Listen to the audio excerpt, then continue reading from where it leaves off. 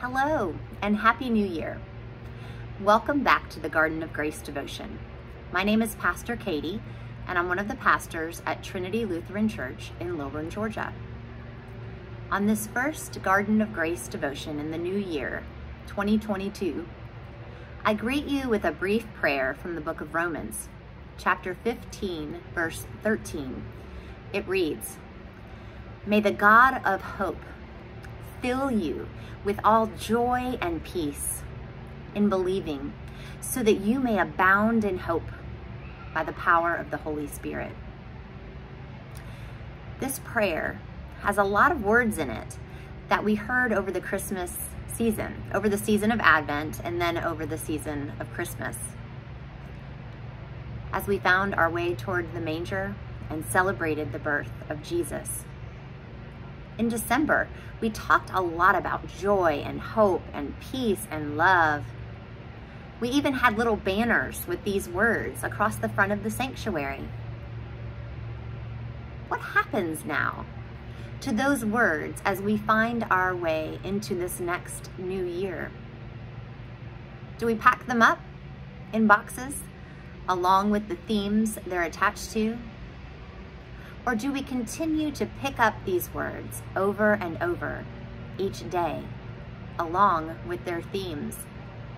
Do we continue to seek to live into hope and love and joy and peace in all that we do?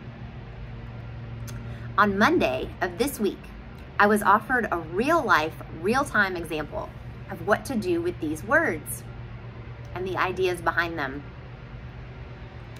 On Sunday night and into Monday morning, we had quite a bit of wind. When I went to check on our house early in the day, the first thing that I noticed was the hope sign that usually sits on my front porch lit up, had fallen over, not sure what that was, had fallen over face down on the ground. I think I said out loud, "Oh no, that's not a good sign." I stood there and I looked at it for a moment. Then I decided to do something about it. I walked over to the sign, which now has a bit of a crack in it. It showed signs that it had been blown over, but it still worked.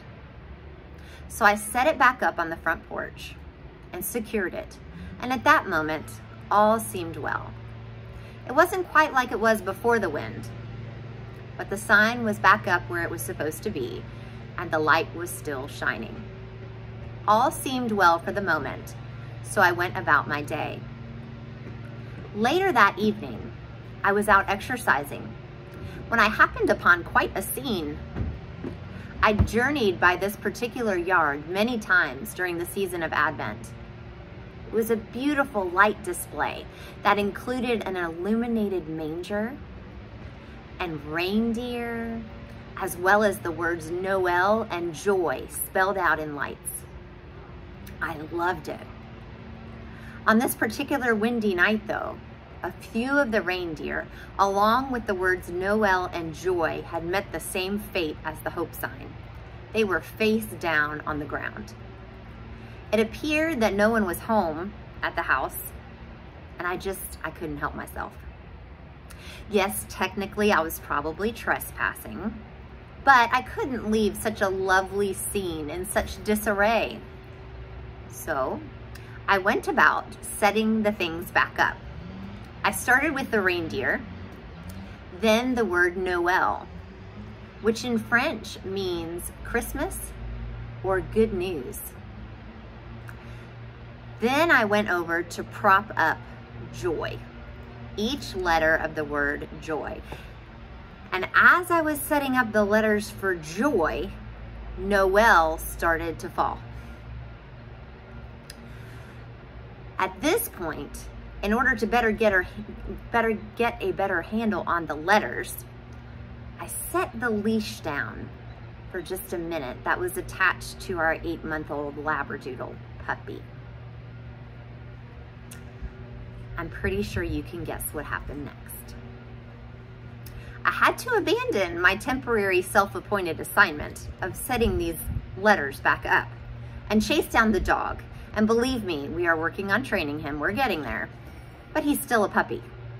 Of course, he ran into the neighbor's yard, so now we've technically trespassed 2 times. I was able to catch the dog, then we went back to work. It was time to finish picking up Noelle, which I did, letter by letter, and secured it, putting its stakes back into place to hold it up. Next, I returned to Joy. I propped those letters back up and secured them in place. As I did this, it occurred to me that perhaps what we are called to do each day of our lives is to keep picking these themes back up over and over again. Perhaps we are called to pick up good news and joy over and over when life and various stressors, or perhaps an 8-month-old Labradoodle large puppy, get in the way. Sometimes we have to be reminded to go back, to pick up joy and hope and love and peace again and again and again.